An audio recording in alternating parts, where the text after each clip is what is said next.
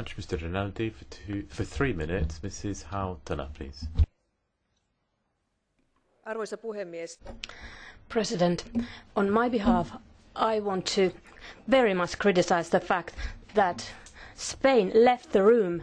They didn't even listen to what Mrs. Andrikienes was saying. She said that the Council needs to dare to be present and say its stance on Tibet. And Mr. President, you made a mistake. You said that Spain had said that they can be here till 1815. That's not true. Earlier they said that they have to leave at 5 o'clock, but they did have time to stay when we were talking about the Citizens' Initiative almost 2 hours more.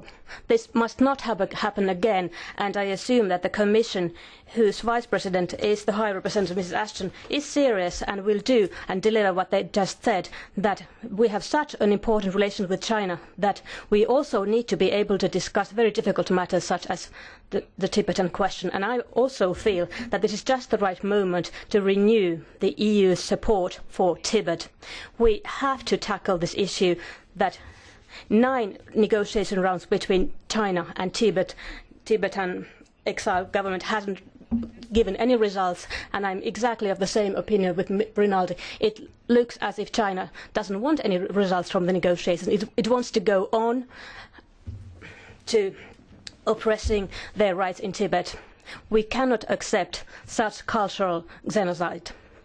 A month ago, I went to Dharamsala in India and I met Dalai Lama. I was discussing with him for an hour, just before he left for the USA to meet President Obama, and I was convinced that in Parliament I have to present what we discussed about this situation. He is a very peaceful person, Dalai Lama, and it is totally wrong that China continuously says that he is a dangerous separatist and that he would have created these uprisings and riots that we saw 2 years ago in Tibet.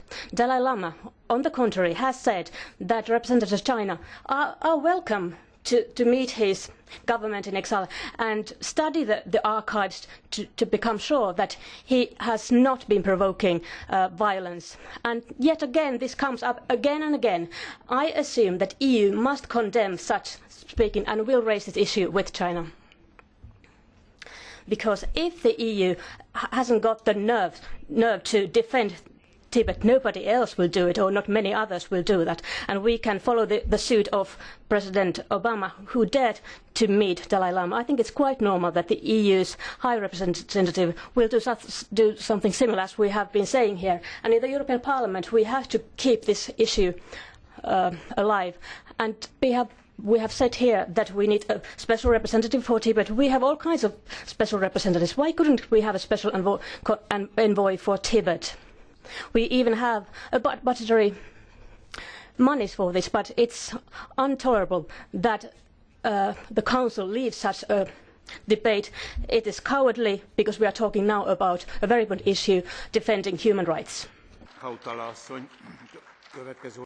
Thank you very much, Mrs. Hautala. Charles Tannock for 1 minute, please. The people of Tibet and their remarkable Buddhist culture remains uppermost in the minds of all those of us in this House who believe in human rights.